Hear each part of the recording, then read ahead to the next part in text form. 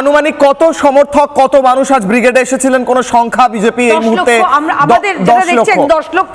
পুলিশরা বলছেন, আমরা বলছি না। আচ্ছা, আমি পুলিশরা বলছেন যে আমাদের, তারা কি আশা থেকে বলছেন কিশলয়, কারণ তাদেরও মনে আশা আছে, কারণ মোদী সরকার এলে পশ্চিমবঙ্গে তারা ডিএ পাবেন। 10 লক্ষ মানুষ এসেছেন বলছেন বিজেপি, এবং আমার যে ভিজুয়ালস আমি দেখতে পাচ্ছি ব্রিগেডে যতটা দেখা যাচ্ছে মানুষে ভিড়, কোথাও ফাঁকা জায়গা নেই। এই ভিজুয়ালস গুলো আপনিও দেখতে পাচ্ছেন। এর বাইরেও আরো লোক রয়েছে, অনেকে আসতে দেওয়া হয়নি, সেই সব অভিযোগ উঠেছে। প্রধানমন্ত্রী মোদী বললেন, নরেন্দ্র মোদী বললেন কাউন্টডাউন শুরু হয়ে গিয়েছে। স্যার, কাউন্টডাউন শুরু হয়ে গিয়েছে, তবে কি এবার তল্পা গোটানো শুরু হয়ে গিয়েছে?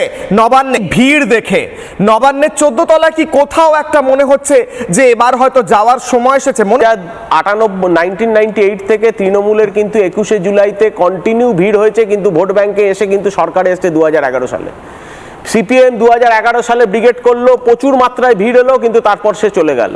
এরম বহু ইনসিডেন্ট ঘটেছে। ভিড় সবসময় ভোট ব্যাংকে রূপান্তরিত হয়, এরম কোনো উদাহরণ নেই।